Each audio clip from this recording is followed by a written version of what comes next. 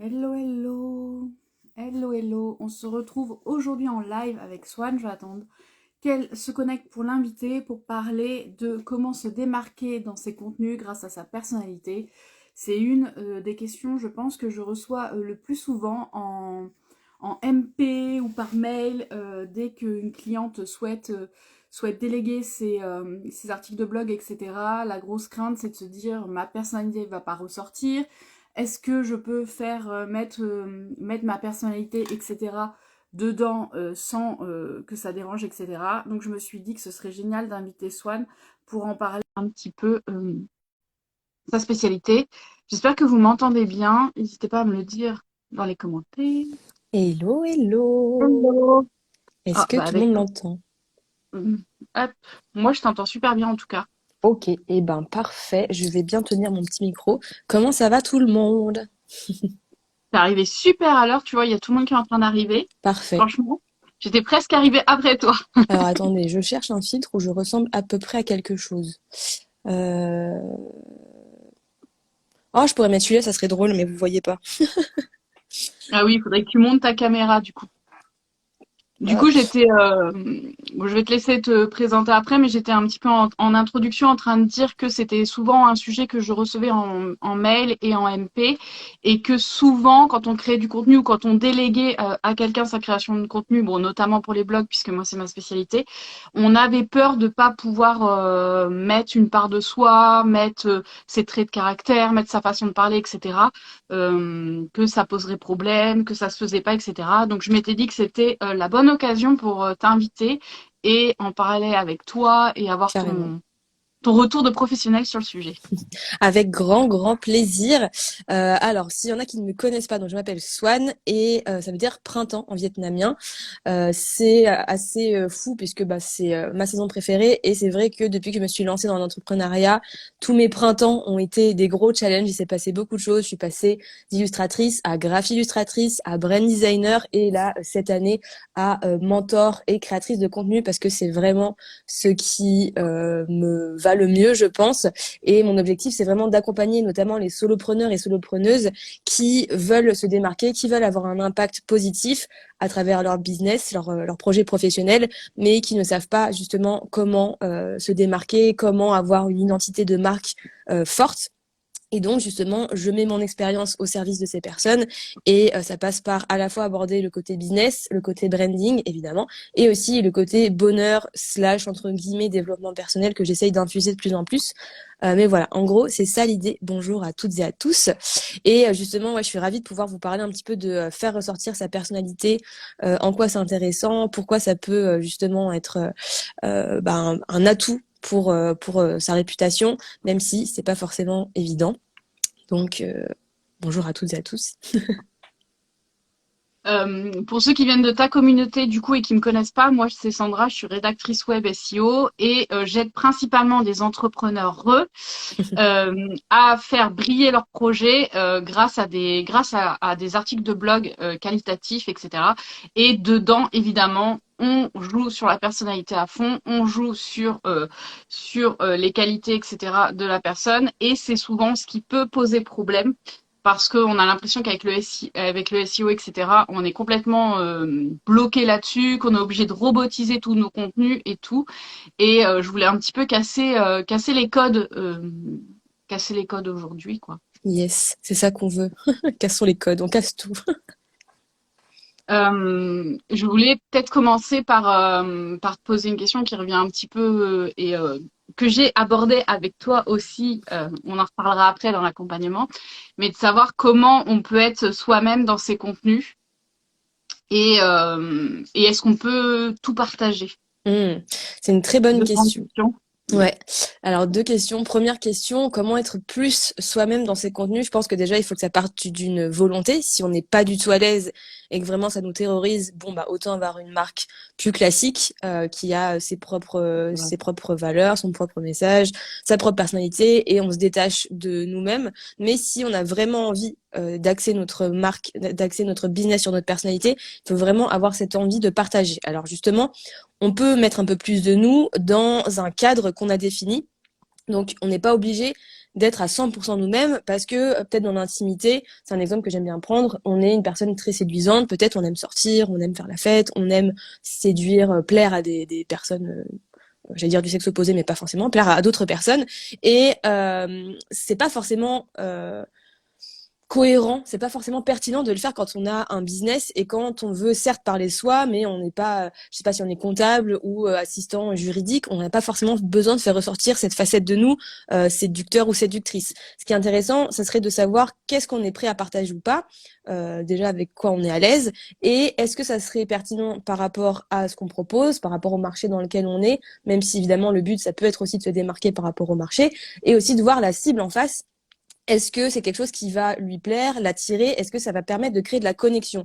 Si c'est juste partager des choses pour partager des choses et que ça fait juste, c'est là la limite avec l'influence pour moi, c'est que ça fait juste influenceuse qui partage vraiment sa vie. C'est pas forcément intéressant parce que derrière on est censé proposer des produits, des offres, des services. Donc il faut quand même créer une connexion avec une cible qui a ensuite envie d'acheter ces produits, ces offres, ces services. Donc il faut vraiment essayer de trouver un juste milieu entre tout ça. Et pour commencer, je pense que le plus intéressant, c'est pour ramener un petit peu sa personnalité, c'est de faire l'exercice de partager son pourquoi. Parce que forcément, si on partage son pourquoi, on est obligé de faire un lien avec ses valeurs, avec son parcours, avec voilà des choses qui sont en lien avec nous, avec notre identité. Et on peut le faire de façon vraiment step by step, doucement mais sûrement. On n'est pas obligé de faire un super storytelling sur tous nos parcours de vie, sur tout ce qui nous anime, toutes nos passions, etc.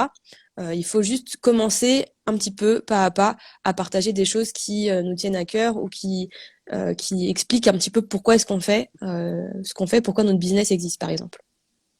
C'est vrai que j'en ai pas parlé, mais quand on a un business, on n'est pas forcément obligé de se mettre en avant et on n'est pas obligé de faire du personal branding. Donc, comme on Bien sûr. vient de le dire, d'utiliser sa personnalité, son image, de se montrer physiquement, sa photo, etc. On n'est pas obligé. En fait, il y a différentes façons de marketer son business, de communiquer, etc.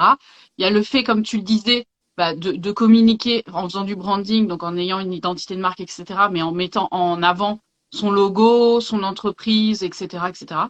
On peut choisir de faire du personal branding et dans ces cas-là, si on choisit de faire du personal branding, notre personnalité, nos valeurs et notre image est mise en avant. Mais si on choisit cette option-là, c'est un petit peu compliqué de ce que je faisais avant et qui m'a un peu posé problème, c'est que soit on choisit cette option et on se met en avant, on choisit la personnalité, nos valeurs, ce qu'on veut inculquer et partager, soit on le fait pas du tout et dans ces cas-là, on est entre le branding et le personal branding et ce qui fait qu'on n'a pas forcément les résultats attendus puisqu'on se positionne sur une stratégie et finalement on n'y va pas à fond, donc Mm, ça fonctionne exactement. pas très bien quoi. C'est un peu avoir le cul entre deux chaises, mais du coup, la personne en face, elle a des bribes des petits éléments de personal branding sans que ça soit vraiment affirmé. Et en même temps, est-ce que c'est une marque plus classique? Et dans ce cas, en fait, quelle est l'identité? Est-ce que c'est vraiment... Bon, après, on peut avoir des entre-deux. Par exemple, je pense à tout ce qui est artisan, artiste, etc. Ce qu'ils mettent en valeur, c'est plus leur travail, voilà, ce qu'ils créent avec leurs mains. Et ils mettent un peu plus tard en avant, voilà, le fondateur, son parcours, son histoire, etc. Si on veut s'attacher aussi à la personne en plus de ce qu'il fait, de ce qu'il crée avec ses mains ou avec son esprit ou peu importe. Mais il faut quand même avoir de la clarté, comme tu dis, sur le positionnement, ce qu'on veut partager, pas partager. C'est pour ça qu'on parlait aussi des limites et de bien définir qu'est-ce qu'on a envie de montrer, qu'est-ce qu'on n'a pas envie de montrer, qu'est-ce qui serait cohérent, pas cohérent. Et enfin, il y a une grosse question aussi qui se pose et je me la suis posée aussi, c'est qu'on a, j'ai envie de dire j'ai pas le mot exact, mince, ça m'embête. Une rédactrice qui a pas Synonyme, ces mots, ça m'embête toujours. ça va Mais venir. c'est en première idée, etc., on a l'impression que de se mettre en avant ou de mettre en avant sa personnalité, etc., c'est pas très professionnel. Mhm. Et qu'en fait, c'est une injonction voilà qu'on a un petit peu du monde salarié où quand on vient, on fait ses prestations. Souvent, la personne qui est en face, elle nous connaît pas personnellement, etc. Elle a, voilà, je pense si vous appelez une grosse boîte parce que vous avez besoin d'un service SAV, etc. Vous savez pas forcément qui vous avez derrière. Mhm. Vous connaissez pas forcément le nom du fondateur. Vous connaissez pas forcément l'histoire de la marque quand vous achetez, etc. Dans des grosses structures. Et du coup, on a parfois l'impression, et c'est une réelle impression parce que j'ai des clients J'ai des clients, voilà, qui vont me demander de rédiger de façon très très formelle parce qu'ils ont Hmm. peur que de mettre des expressions un petit peu plus courantes, de mettre en avant des valeurs à eux, et ben c'est pas professionnel et ça nous empêche de vendre. Hmm. J'adore cette, je vais dire croyance limitante, ce mythe, cet a Voilà. priori, parce que tout dépend de la définition qu'on met devant professionnel. Est-ce que professionnel, ça veut dire corporate, classique, froid, vraiment distance avec les clients, où on vous voit, où on est dans une relation très le client est roi et on s'en détache? Est-ce que professionnel, ça veut dire avoir une expérience hyper soignée avec un accompagnement, avec une relation client au contraire beaucoup plus profonde et où tu repars avec le résultat que tu avais demandé? Est-ce que, enfin voilà, il y a plein de définitions possibles et je pense qu'aujourd'hui justement dans l'entrepreneuriat, on peut créer une définition de une marque professionnelle, mais une marque aussi fun et professionnelle, une marque sensible et professionnelle. En fait, pour moi, professionnel, il faut vraiment le définir parce que ça peut être soigné, ça peut être travaillé, ça peut être voilà avec des contenus bien préparés, ça peut être un tunnel, une expérience client voilà qui est adaptée au client, ça peut être voilà quelque chose de premium, quelque chose de personnalisé. Professionnel, il faut vraiment le définir. Qu'est-ce que dans votre entreprise, enfin dans ton entreprise à toi qui écoutes, qu'est-ce que ça veut dire? Et pour moi, on peut avoir une marque personnelle et professionnelle. J'espère, j'ose espérer que j'en suis l'exemple incarné. C'est pas parce que je fais des corrélations avec mon cerveau, c'est un hamster, parce que je partage certaines de mes passions et parce que je dis parfois des gros mots, que ma marque n'est pas professionnelle et que les personnes qui tu me le diras peut-être, qui vivent mes expériences, qui sont mes clients et clientes, ne sont pas satisfaits ou satisfaites. Et justement, le travail du branding aussi, c'est de créer de la cohérence. Et pour moi, une marque peut être hyper professionnelle si elle est hyper cohérente de A à Z, même si ses valeurs, c'est quelque chose qui peut être de base pas synonyme de professionnel. Voilà, si je dis fun, ludique, etc., on peut très bien, je sais pas, être faire des cours d'anglais avec une ambiance hyper fun et ludique, mais avoir quelque chose de très professionnel parce que justement c'est cohérent, parce que tout est brandé, tout est soigné, tout est harmonieux. Donc, Après, je trouve que c'est, comme tu dis, c'est une croyance limitante qui est super intéressante parce qu'on a tous été formatés là-dedans. mm, Je veux dire, on apprend comme ça, rien qu'en allant à l'école, les choses sont très carrées, voilà. Et les dès que tu avais notes. un prof Mm, qui sortait un petit peu du cadre, et ben il passait un petit peu. Alors, il plaisait beaucoup aux élèves, mais par mhm. rapport à ses collègues, il passait un petit peu pour un loufoque. Mhm, Donc, on a toujours été formaté sur le fait d'être très carré, de mm, pas mm. montrer un petit peu. Et c'est hyper intéressant du coup quand nous on a notre propre business, de voir, de casser un petit peu les codes et de pouvoir créer un business à son image. Mm. Et ça, tu Et vois, juste, je veux rebondir sur l'image du prof parce que c'est une très très belle corrélation. En fait, c'est marrant parce que tu vois, tu dis c'est le prof qui plaisait le plus aux élèves, et en même temps, souvent ces profs-là, c'est ceux qui nous marquaient, ceux dont on se souvient même des années plus tard, et parfois c'est ceux qui étaient les plus passionnés et donc qui arrivaient à nous transmettre leur passion pour leur matière. Et au final, on appréciait la matière, on avait des bonnes notes parce que bah, ce prof-là, il arrivait à nous transmettre son truc. Et je pense que c'est pareil si on prenait le business égale le prof et les élèves égale les clients. Au final, les clients qui vont avoir une meilleure transformation, qui vont apprécier la collaboration avec nous ou l'achat du produit ou peu importe, eh ben, ils vont être plus marqués par l'expérience et donc ça va être une expérience plus positive, même si par rapport à la définition de professionnel, enseignant classique, c'est pas la définition qui colle le plus, mais c'est ce qui va nous marquer et c'est ce qui va avoir un impact positif dans notre vie au final. Donc, est-ce que c'est pas ça qu'on veut? Et, euh, et c'est marrant parce que bon, toi, je sais que tu utilises pas du tout les articles de blog, mais il y a quelques années, les Non. articles de Hein. blog c'était très formaté avec Google qui était très robotisé, etc. Et c'est vrai qu'il fallait aller à la technique à fond, Mm. etc. Évidemment, à l'heure actuelle, faut pas se leurrer, il y a une grosse partie technique, mais en fait, Google va mettre beaucoup plus en avant tout ce qui plaît aux consommateurs, etc. Et on se retrouve finalement à devoir faire un peu, je vais pas dire marche arrière, mais à devoir vachement se démarquer par rapport à ces articles, à pas faire comme la concurrence. Mm. C'est vrai que si tu fais un article, je sais pas, sur une recette de crêpes, tu peux la trouver 1 million de fois sur Internet. Il y a pas de, voilà, tu vas pas inventer l'eau chaude. Mm. Par contre, si tu fais une recette, voilà, qui est un petit peu fun, si tu partages plein de tips, d'astuces, etc., c'est ça qui va amener le truc en plus. Et du coup, Bah, c'est vrai que souvent, quand mes clients sont un petit peu freinés en disant, bah moi, voilà, je sais pas trop, est-ce que je peux être moi-même, est-ce que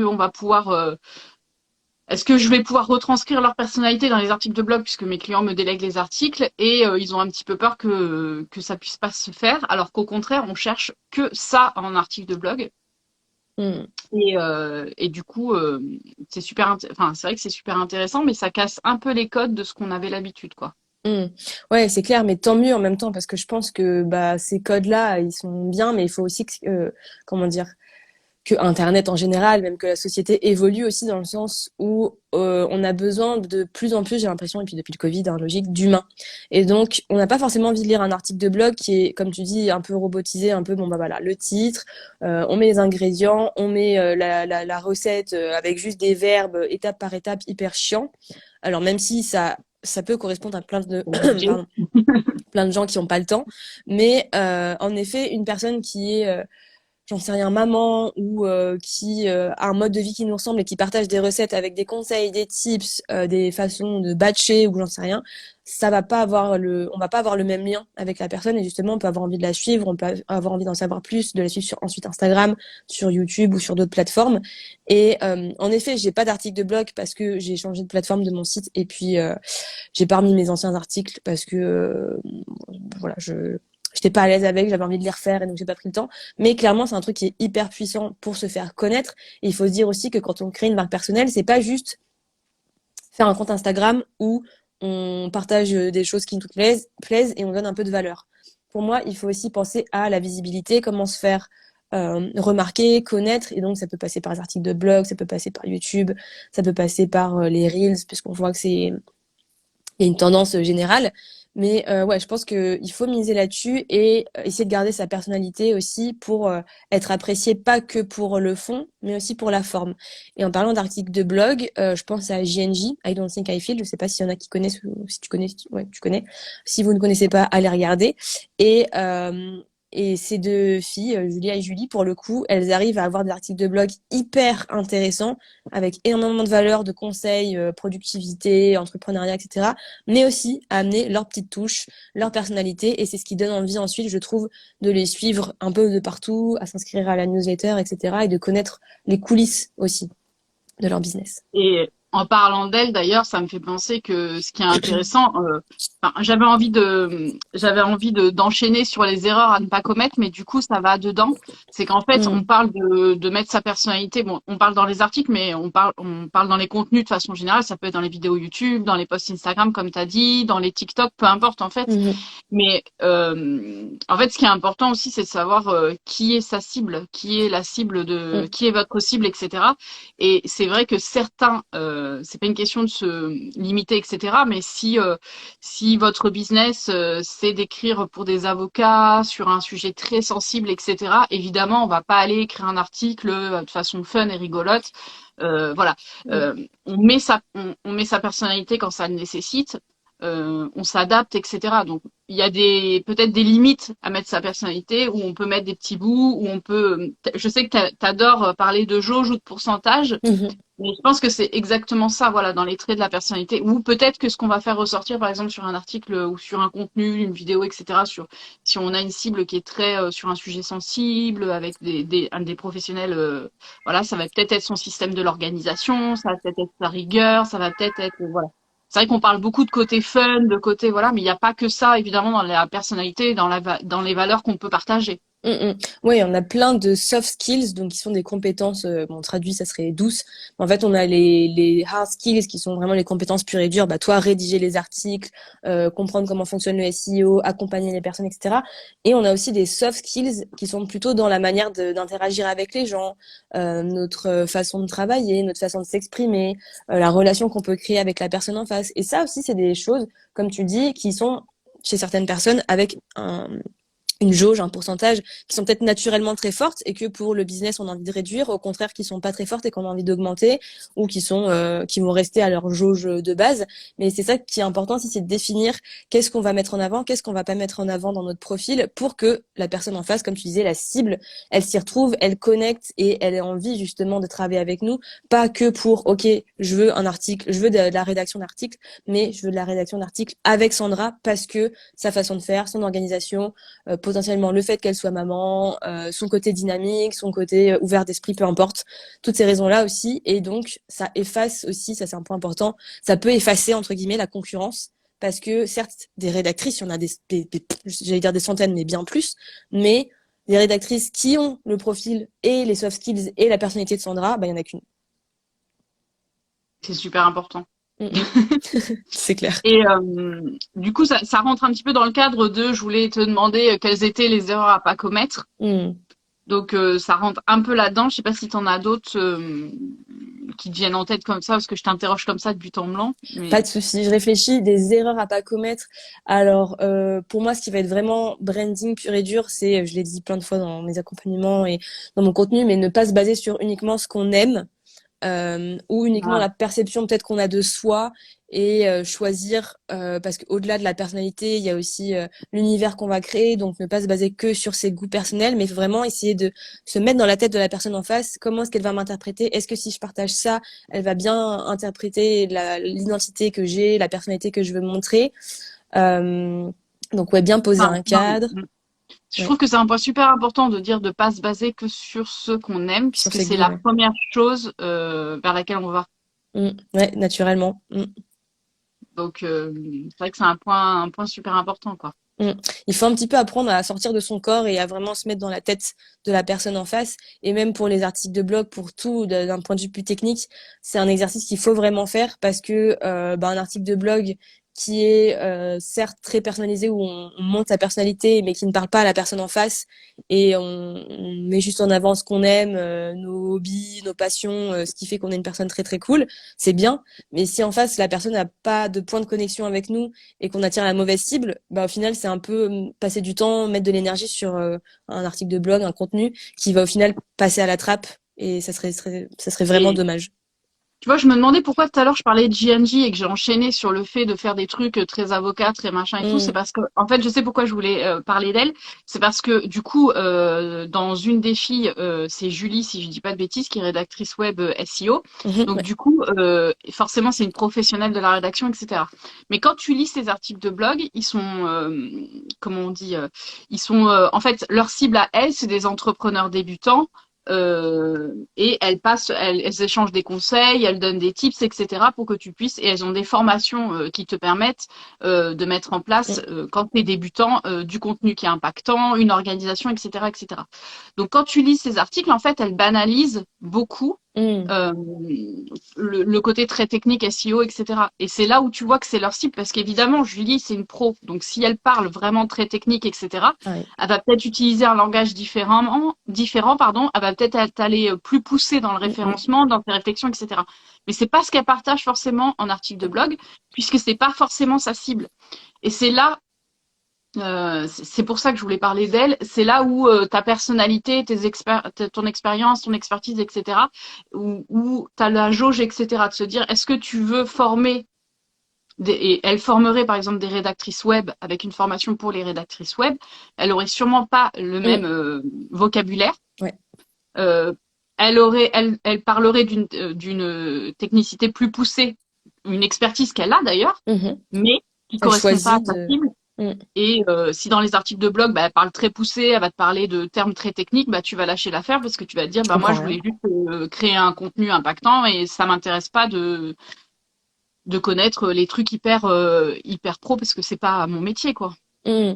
Ouais, et c'est ça C'est qui est là. hyper intéressant, c'est que même dans le fait de vulgariser le contenu, il y a plein de façons de le faire, mais elle le fait avec sa voix, sa façon de d'être, et donc c'est ce qui fait aussi qu'on s'attache et qu'on a envie d'en savoir plus parce qu'on se dit ah cette personne elle me comprend, j'ai des points d'accroche, j'ai des points de connexion, donc je vais aller lire d'autres articles, ça a l'air hyper intéressant et t'as l'impression d'apprendre sans que ça soit, même si on vulgarise, il peut y avoir un côté prof, tu vois, ou voici comment faire, un peu, enfin, qui pourrait rester technique, même en vulgarisant, dans le sens la façon de l'amener. Mais là, c'est vraiment quelque chose de simple, d'efficace. Il y a des petites touches légèrement d'humour parfois, et donc on s'attache. C'est pareil, moi ma cible, c'est plutôt les solopreneurs et solopreneuses. Donc je vais pas mettre en avant le fait que, par exemple, ouais, tout est beau, tout est facile, entreprendre seul, c'est hyper simple, etc. J'aime aussi montrer le côté que c'est pas évident à gérer quand on est seul avec sa tête, mais montrer les avantages de travailler avec moi en groupe, par exemple.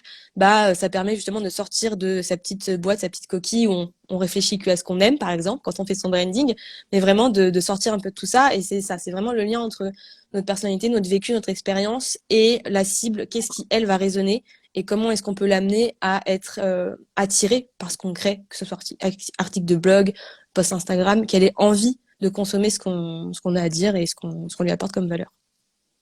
Et ce que je trouvais hyper intéressant aussi par rapport à ça, je sais plus où tu l'avais partagé, Mhm, mais je pense dans une vidéo ou dans une peut-être une newsletter backstage, du coup peut-être mhm, que voilà. Mais ce que tu avais dit, c'est que au tout départ, tu avais un univers très mignon, très kawaii, etc. mhm, Et qu'en fait, tu t'es rendu compte que c'était quelque chose que t'aimais, que tu partageais, mais mhm. tu t'es rendu compte que c'était pas l'image, enfin pas l'identité, en tout cas de marque que tu voulais donner à ton entreprise, et que du coup il allait falloir te réajuster. Mhm. Et ça m'intéressait de savoir un petit peu comment tu avais pu te réajuster et comment tu avais pu un petit peu te repositionner par rapport à cette image qui correspondait pas à ce que tu voulais. Ouais, c'est hyper important, hyper intéressant de savoir à quel moment ça se joue, comment ça fonctionne. Donc à la base, j'étais illustratrice et mon rêve, c'était de vivre de mon art et de faire un Patreon, une boutique Etsy, de vendre mes dessins. Et je l'ai fait pendant une période, c'était sympathique. Mais ensuite, j'ai voulu basculer vraiment pour les professionnels parce que j'avais une limite avec les particuliers.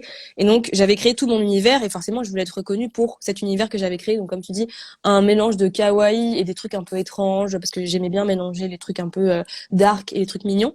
Et quand tu t'adresses à des professionnels qui veulent des illustrations pour leur entreprise, enfin, à part s'ils viennent pour ton style et que c'est vraiment une niche, c'est très peu probable qu'ils viennent justement pour des trucs kawaii et étranges et qui sont vraiment par rapport à mon identité de moi, Swan artiste. Donc, il a fallu faire un rebranding, repositionner des choses, recalibrer parce que la cible avait changé. J'étais passée de particulier à professionnel et dans l'image que moi je voulais renvoyer, c'était Swan. En plus, je voulais basculer sur le côté à la fois graphiste et illustratrice parce que j'avais des compétences aussi dans le graphisme en général, mise en page, faire des supports de communication, etc. Et donc, je voulais renvoyer une image, donc on y vient plus professionnelle, entre guillemets, et moins, moi, pour moi, ça veut dire moins amateur, moins meuf qui fait des illustrations dans sa chambre pour des particuliers. Et donc, il a fallu retravailler moi qui j'étais en tant que professionnelle. Donc, c'est pour ça que je dis que c'est une marque qui part de soi, mais qui n'est jamais 100% nous.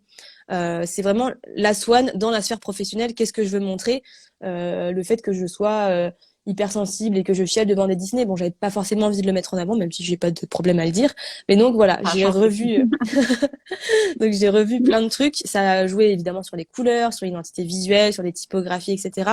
Et c'est en développant aussi tous ces réflexions sur ma stratégie, sur ce que je voulais montrer, sur les jauges, comme on s'est dit aussi, etc. que j'ai trouvé l'identité visuelle qui se rapproche de ce que j'ai aujourd'hui avec mon rose et mon mint. J'avais pas trop, enfin j'avais un peu le violet à l'époque, mais pas encore, pas le beige. Mais voilà, j'avais vraiment mes typos, mon univers, et j'avais créé de la cohérence, encore une fois, avec ce nouveau positionnement que j'avais et qui était beaucoup plus aligné avec ce que moi je voulais montrer et à qui je m'adressais en face, qui étaient donc des professionnels qui voulaient un travail d'image, de mise en page, d'illustration, mais adapté à leur entreprise, où là mon style s'efface. Et encore, ça dépend des projets, mais où en tout cas, j'essayais de m'adapter à leurs besoins. Et donc, j'étais plus dans un positionnement de graphiste à l'écoute, qui adapte son style, qui adapte sa mise en page pour les projets de la personne. Donc voilà, il y avait ma personnalité, mais pas la Swan artiste, la Swan graphiste et illustratrice. Donc, tu as dû passer un petit peu par une zone, je suppose, d'inconfort, Ah oui. puisque le fait bon, déjà de réfléchir sur tout ça et le fait aussi de mettre en place une nouvelle identité, une nouvelle façon de communiquer, des nouveaux contenus, forcément, puisque tu as dû, vu que tu dis que c'est pas la même cible, les contenus que tu as proposés, Mm. forcément, été modifiés. Et je pense que ça fait aussi partie d'une zone d'inconfort parce que tu as sûrement une cible, du coup, qui a dû partir, Ouais.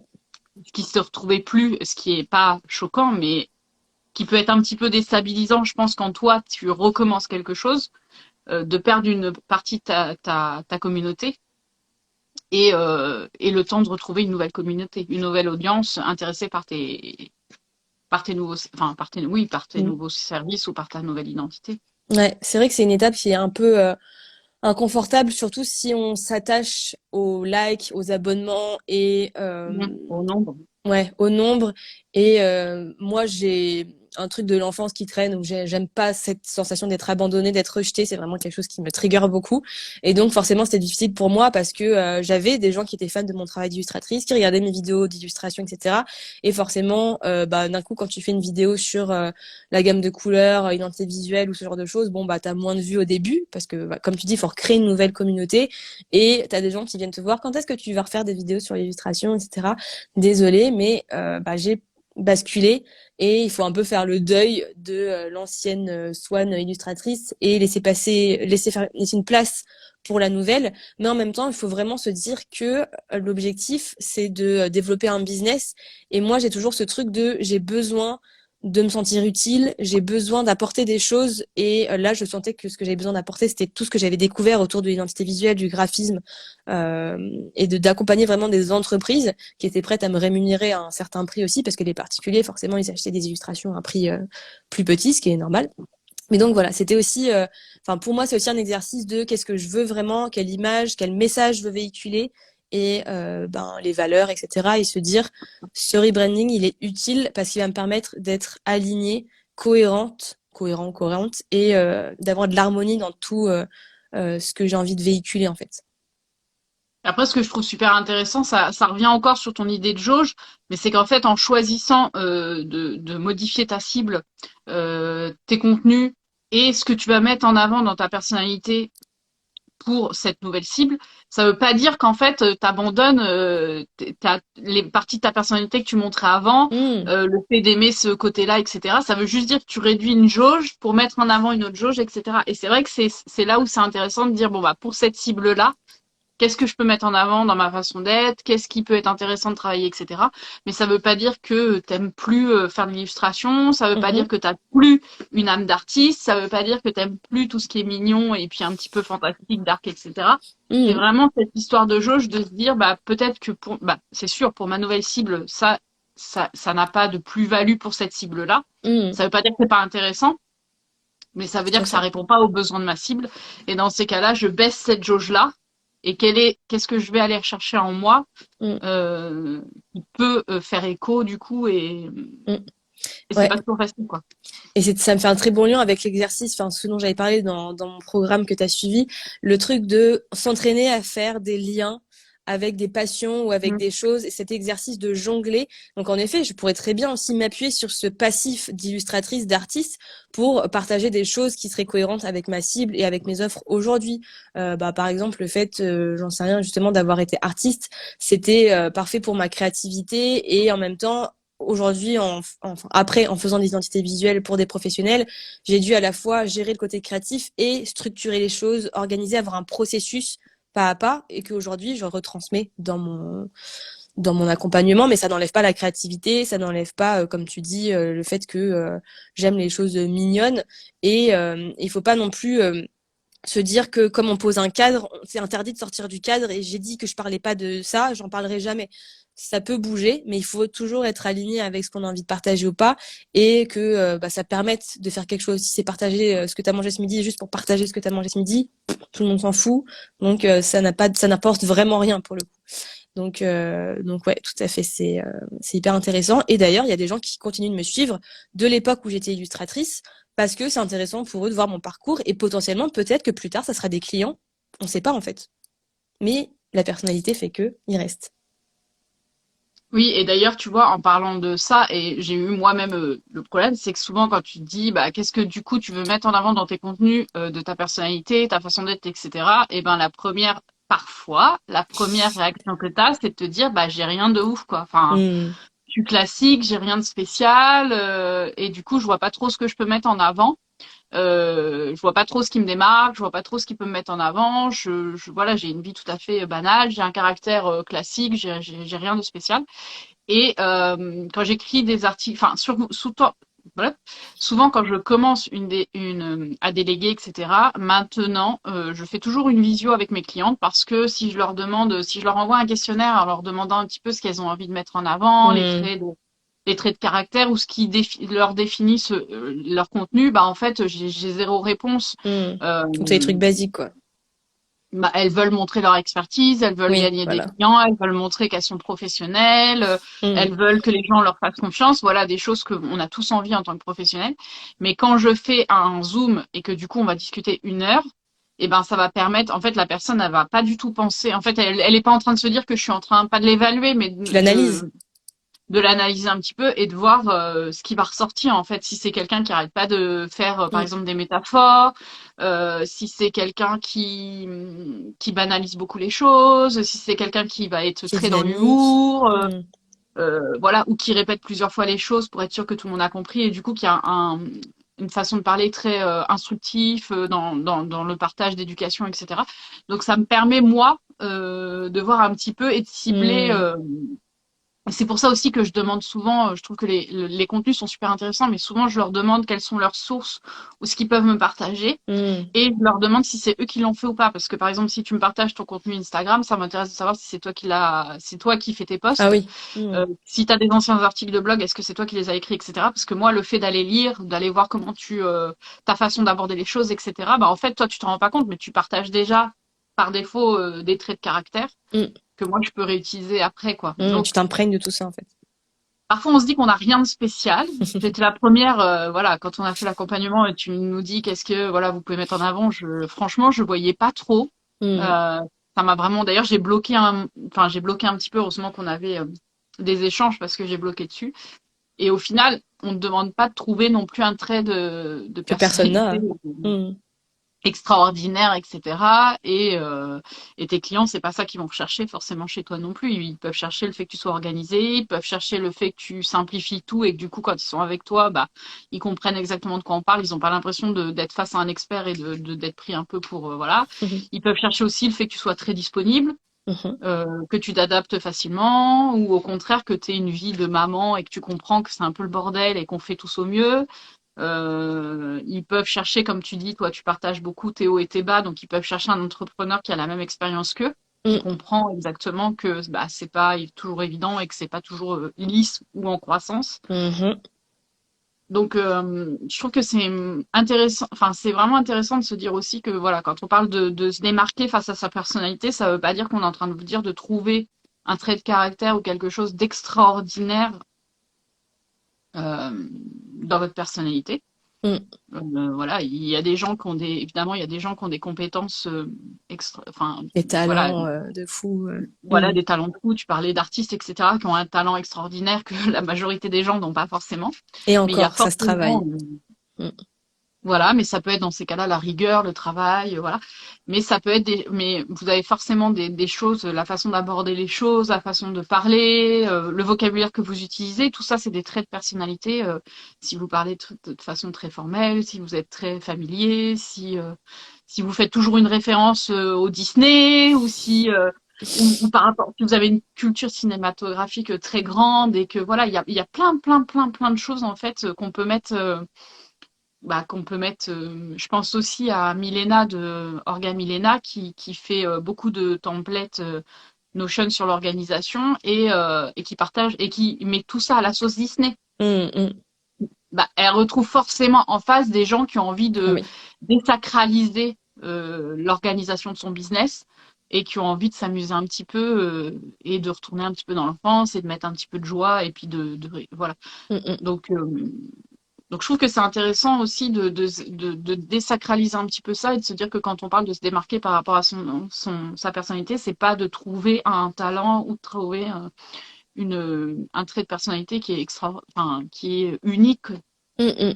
Ouais, carrément. Et je voulais trop rebondir sur ce que tu disais juste avant, que les clients te disaient, ouais, moi je veux que les gens en face ils aient confiance. Et justement, en fait, en travaillant sur ces petits éléments, hein, comme tu dis, c'est pas forcément avoir une qualité incroyable surhumaine, mais avoir plusieurs talents dont on se rend compte, où on arrive à se dire, c'est vrai que j'ai ces traits de personnalité-là, je peux les mettre en avant.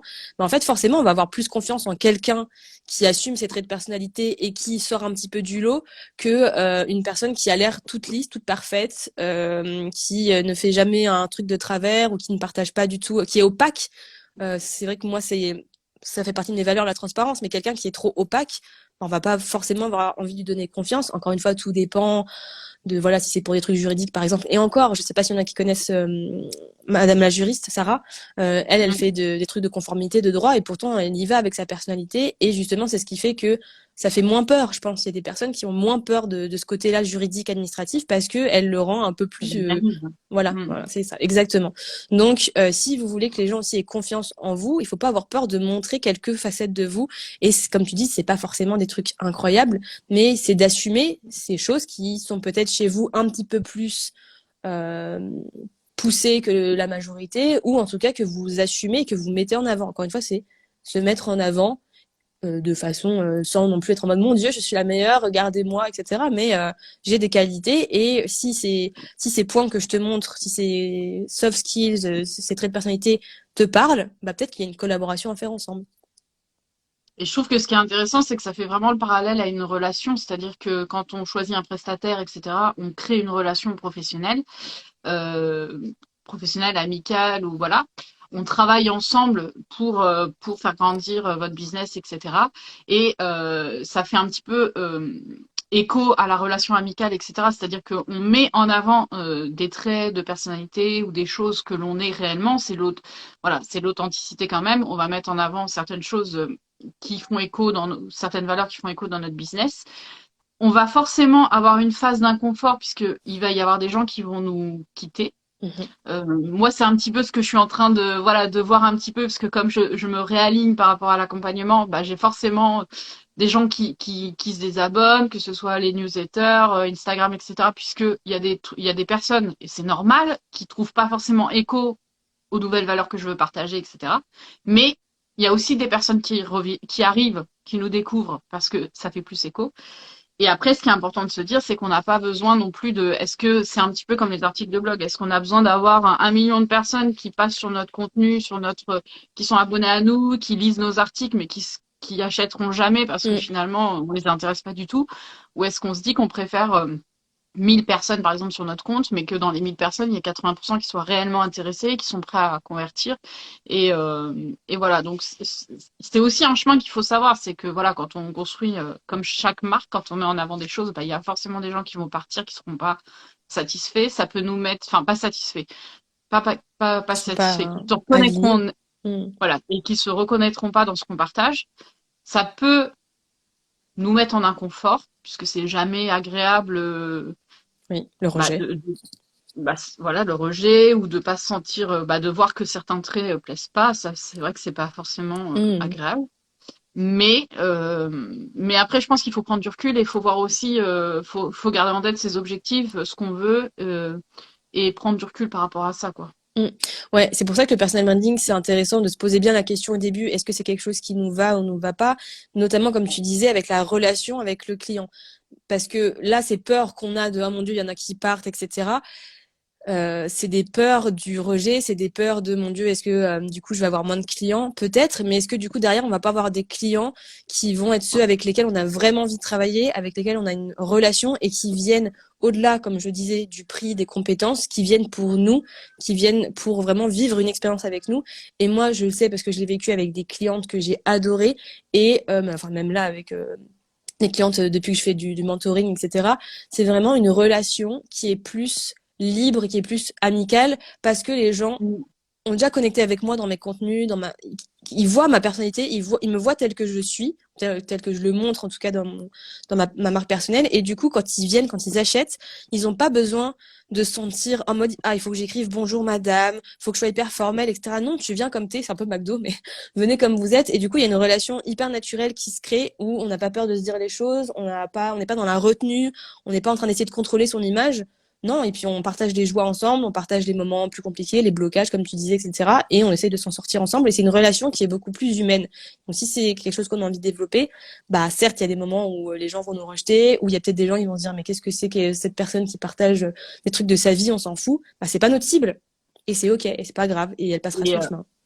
tu vois, j'avais eu c'est là où on voit le parallèle avec le fait que bon, j'ai été salariée pendant des Mm. années et que j'étais dans un milieu qui était très cadré, etc. C'est que j'avais tendance au départ à répondre à mes mails, à mes MP n'importe quand. Donc ça pouvait être très Ouais, bien à 4 heures du matin, comme ouais. à 11 heures du matin, comme etc.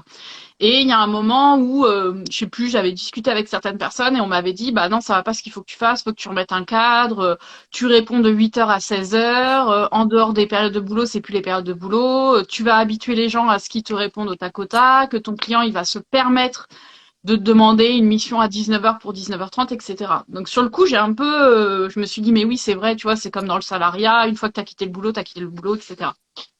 Et après, je me suis un peu remis en cause en me disant, mais au final, déjà, bon, c'est mes règles, Mhm. Ton voilà. business, tes règles. Et après, un des traits de personnalité que j'ai, si tu veux, enfin, c'est que j'ai toujours eu, c'est le fait d'être réactif et de pouvoir un petit peu me réorganiser, voilà, ça veut pas dire que je vais résoudre ton problème si voilà, tu as besoin d'un article dans les 5 minutes, je peux pas te le produire, mais Mhm. ça veut juste dire que je suis disponible, c'est vrai que je réponds tout le temps, etc. Et je me suis dit, bah finalement, je suis pas obligée, voilà, je suis pas obligée de cadrer les choses qui me conviennent pas. Et au final, le fait d'être comme ça, c'est vrai qu'aujourd'hui, j'ai des clientes qui peuvent m'envoyer des messages à 22, 23 heures, minuit. J'y réponds pas forcément tout le temps quand je suis pas disponible. Quand je suis disponible, voilà. Ça casse un peu les barrières, puisque du coup, bah, on rigole un peu. J'ai pu avec une cliente, l'autre fois, on parlait à 2 heures du mat. Ouais. Bah, tu dors pas. Bah, non, le bébé vient de se réveiller. Bah, le mien Mm. aussi. Et puis, du coup, on échange sur un truc Trop de marrant. boulot, tu vois.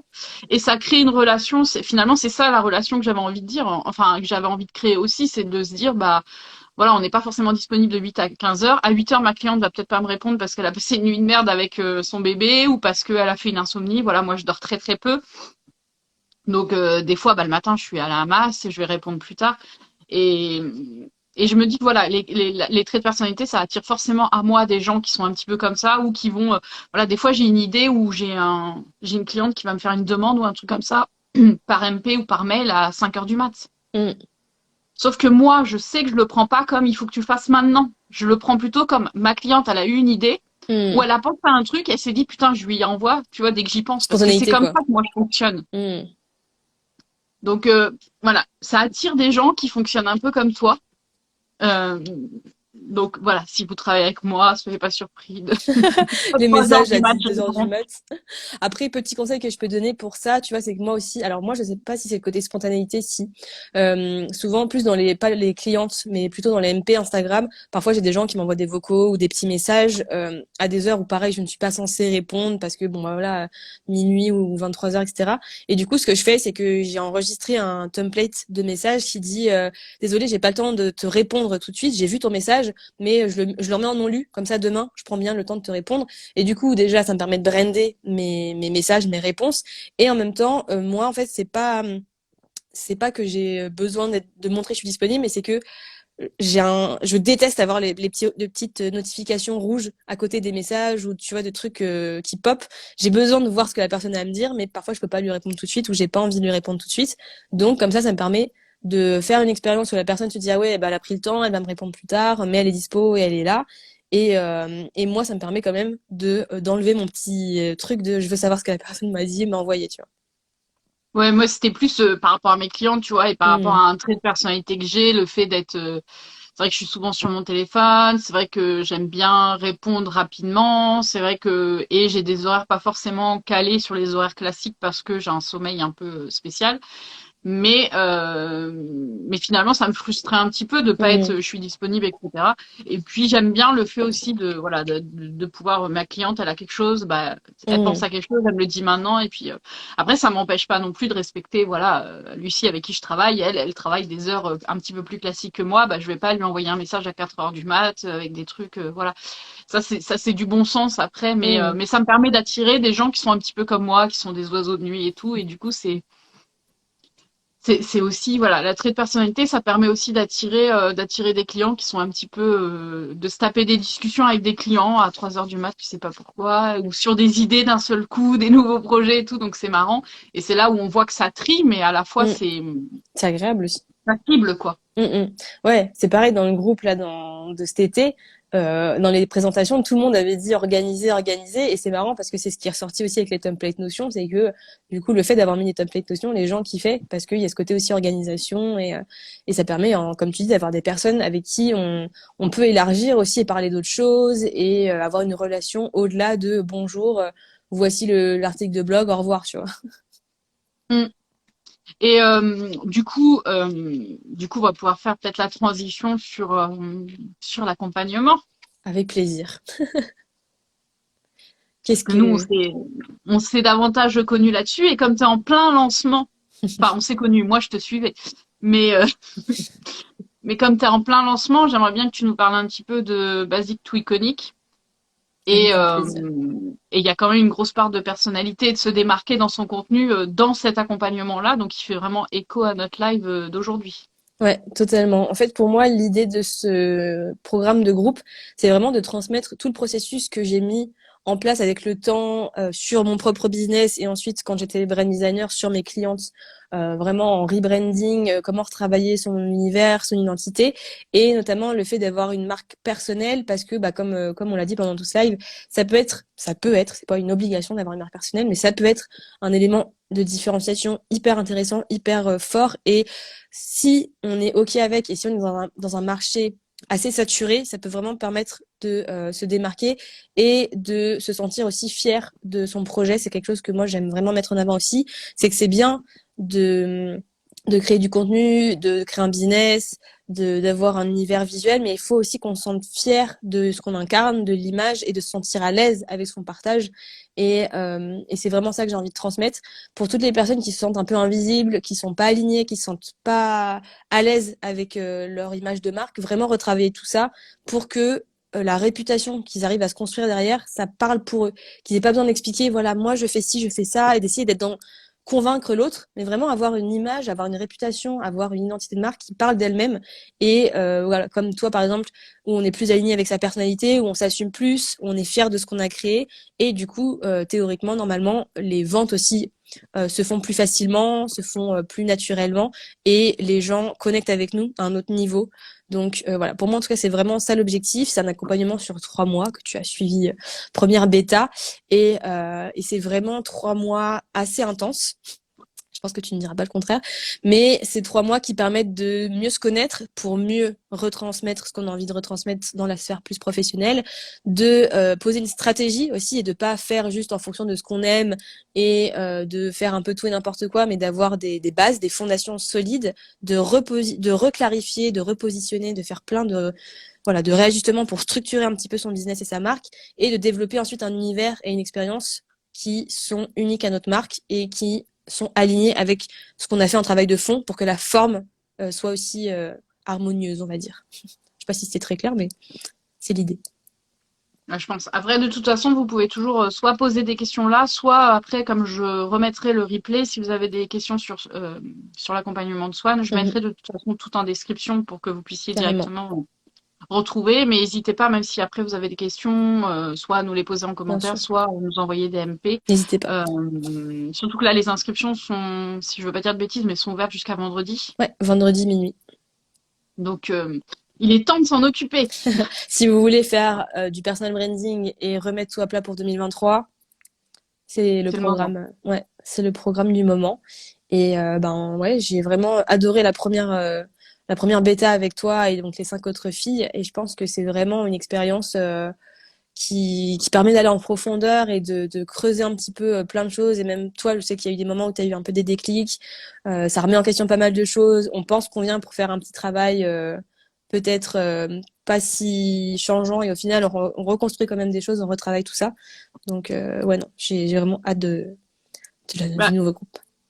c'est vrai que moi, c'est un accompagnement qui m'a beaucoup servi. Après, c'est vrai que c'est ce que je vends aussi à mes clientes, mais c'est vrai que dans les articles de blog, il y a beaucoup, beaucoup, beaucoup de points très techniques. Et c'est vrai que quand tu es rédactrice web et que tu es formée, on te forme à ce côté très technique. Mais à force d'être formée et d'être contrôlée et de, voilà, etc., etc. Ah, merci Il y a Flora. Flora. Flora, Coucou Flora. et à force d'être formé, interrogé, contrôlé, etc., pour avoir ton diplôme sur un côté très technique, et Mm. ben des fois, t'en oublies le côté personnalité, etc. Donc j'ai eu déjà une phase dans mon métier où j'étais très technique et j'arrivais plus à me décrocher de ça pour mettre ma Oui. personnalité déjà dans mes propres écrits, pour mes clients, etc. Et Donc moi, bon, tu venais du salariat en plus. je venais du salariat, j'étais formée, etc. Donc déjà, j'ai eu cette phase d'apprentissage seule pour réapprendre à apprécier, à mettre en avant pas que le côté technique, mais aussi le côté personnalité, le côté contenu de qualité, puisque c'est ce qu'on recherche en principal. Et ensuite, au niveau de Hellblog, moi, j'ai été accompagnée par Swan parce que je savais pas trop quoi mettre en avant. J'avais des clients, donc c'était pas le problème de venir pour faire vivre mon business, c'était plus en fait, ce que je voulais, c'était passer le cap du dessus et Mm. être complètement 100% alignée. Et j'étais un peu perdue par rapport à ça. Et entre ce que je peux montrer, ce que je peux pas montrer, voilà, je me mettais beaucoup de limites Mm. Toi-même. personnelles. Mm. Oui, voilà, moi-même, j'avais une identité qui était hyper sympa, mais qui était hyper discrète en fait. Voilà, Mm. j'essayais de faire les choses très salariées, quoi, Ouais, très c'est propre, normal. très cadré, etc. Et du coup, j'étais paumée, donc j'avais besoin d'être accompagnée là-dessus. Ça m'a mis par moments dans un style d'inconfort, puisque du coup, bah, il faut réfléchir à plein de choses, faut, voilà. Pour mettre en Mais, question des trucs. Mm. l'esprit de groupe, c'est très sympa. Et puis l'esprit accompagnement, c'est vrai que c'est très sympa parce que, bah, voilà, comme j'ai dit, il y a des moments où je bloquais et le fait, bah, d'avoir un accompagnement, bah, ça t'oblige à dire, bon, bah, si tu bloques là, est-ce qu'on peut pas penser ça autrement pour, bah, le but, c'est qu'on avance Mm. et du coup, tout ce que vous pouvez voir, voilà, sur mon compte, les changements d'identité visuelle, le fait que le site est en train d'évoluer, le parcours client est en train d'être complètement revu. Là aujourd'hui, mes clientes, elles peuvent profiter de leur nouvel espace Notion. Voilà, elles sont en train de le Et... découvrir. Bah, tout ça, c'est le résultat de l'accompagnement qu'on a pu avoir ensemble. Yes, j'ai trop hâte de voir les retours que tu vas avoir des clientes par rapport à l'espace Notion. Enfin, pas que, mais en tout cas, ouais, je trouve que même, j'ai l'impression que même toi, en tant que businesswoman, en tant que CEO, appelons ça comme on veut, on sent que tu es beaucoup plus affirmée, comme tu dis, tu sais de quoi tu as envie de parler, tu as un regain d'énergie et je trouve ça hyper satisfaisant, moi, en tant que mentor, de voir que vraiment tu es à l'aise et que tu vas nous faire plein, sûrement d'autres formats de ce style avec d'autres femmes et que tu vas partager tout ce qui t'anime et ça sera cohérent, en fait, et ça sera toi. En fait, je pense que ce qui change aussi, c'est que quand tu veux vendre, etc., t'arrives un petit peu en disant, bah là, je suis rédactrice, est-ce que tu veux Bonjour. déléguer? Bonjour, est-ce que tu veux déléguer tes articles, etc. Et le Hmm. fait, en fait, de construire un business où tu es 100% aligné, Ouais. bah, l'avantage, c'est que tu es plus sûr de toi, puisque tu sais exactement ce que voilà. Et ça te montre aussi qu'il y a des choses sur lesquelles tu es à l'aise, il y a des choses sur lesquelles t'es pas à l'aise, donc t'es Mhm. pas forcément obligé de mettre en avant ce sur quoi tu es moins à l'aise. Mhm. Euh, mais t'affirmer sur les choses sur lesquelles tu es plus à l'aise, que t'as envie de développer, etc. Ça m'a aussi permis d'abandonner certaines prestations en se disant bah peut-être que celle-là elle correspond à ce que Mhm. je me fais, ce que tout le monde fait, etc. Mais finalement c'est pas ce que moi je suis à l'aise dedans, c'est pas ce que je veux partager. Donc c'est Tu fais du tri voilà un peu. au début quand j'ai pris l'accompagnement je pensais que ce serait très visuel, très Pas voilà, que. mais en fait voilà il y a une grosse part d'introspection et de fondation et qui est arrivé pile au moment où j'en avais besoin. Donc, si jamais vous êtes un petit peu dans le même état d'esprit que moi, etc., et que vous savez pas trop quoi partager, parce que on parle du contenu, des articles de blog, etc., mais c'est vrai que pour faire un contenu qui vous ressemble, bah, faut déjà savoir ce que vous avez envie de partager, ce que vous voulez mettre en avant, et pour ça, bah, il faut avoir fait soit soi-même avoir une identité de marque, savoir où est-ce qu'on va, etc., soit avoir fait un accompagnement ou avoir s'être fait aider de quelqu'un, etc., d'un professionnel pour pouvoir définir tout ça. Tout est lié en fait, hein. C'est ça, exactement. Le fait d'avoir une marque personnelle, il faut se dire quand même, ça part en partie de soi. Donc, si on ne se connaît pas, si on ne sait pas sur quoi on peut miser comme atout, comment les gens ils nous voient, voilà, etc. C'est très compliqué de créer une marque personnelle qui va durer, qui va être cohérente, où on va se sentir bien. Et souvent, les erreurs qu'on peut faire, c'est de se dire juste, bon, moi, j'ai l'impression que je suis un peu comme ci, comme ça, voilà, et on décrit un peu qui on est. Mais il faut que ça se ressente, il faut que ça s'infuse dans tous les sphères de la marque, la communication, etc. Donc, en effet, c'est un gros travail de fond, mais c'est hyper satisfaisant et je pense que ça permet de faire une forme de Mm. développement personnel aussi. Donc, en effet, je réponds juste rapidement parce que je crois que j'avais vu défiler la question. Je suis sur Webflow maintenant pour les sites Ah web. oui, sur ta plateforme. Ouais, mais je vais refaire des articles de blog. C'est juste que il faut que je prenne le temps de le faire. Mais oui, On en faites des articles parlera. de blog Bah écoute, en tout cas, je te remercie d'avoir accepté mon invitation en live. avec grand plaisir. Ça m'a J'espère que ça va aider fait, des gens, aider des gens. ouais, ça m'a fait super plaisir et puis j'espère que ça va aider les gens à se dire qu'ils peuvent être eux-mêmes dans les contenus et justement, c'est ce qui est important. Et puis, si jamais ils sont en cheminement, s'ils ont besoin d'être épaulés, etc., il y a ton accompagnement. Mais, merci Ludivine, super sympa. Euh, Merci. il y a ton accompagnement, mais qui peuvent aussi te contacter, puisque comme tes mentors, je pense que tu auras, enfin, voilà, t'as d'autres offres aussi qui peuvent répondre si jamais Carrément. ils ont besoin d'être accompagnés là-dessus. Et je vous mets tous les liens de toute façon de Swan, etc. Dans la description. Et je vous mets le replay juste après. Ouais, merci beaucoup Sandra, c'était super cool et je suis contente d'échanger avec toi et de partager tout ça. En plus, vu que tu apportes aussi de ton expertise de blog et tout, c'est super chouette, de blogueuse experte qui a commencé sur Skyblog. Et puis, merci à toutes les personnes qui ont regardé, celles qui regardent le replay, celles qui ont regardé le replay, celles et ceux qui ont regardé le replay jusqu'au bout. Et en effet, s'il y a des questions, n'hésitez pas, je suis là. Sandra aussi peut vous raconter l'expérience pour Basic to Iconic. Et je vous dis à très bientôt, peut-être, si on refait un truc avec Sandra. Et bonne journée, bonne semaine, grosse semaine froide. C'est ça. À plus tard. Merci à toutes et à Merci en tout tous. cas. Merci à Bye. toi, Sandra. Bye à tous. Merci, Salut tout le Swan. monde.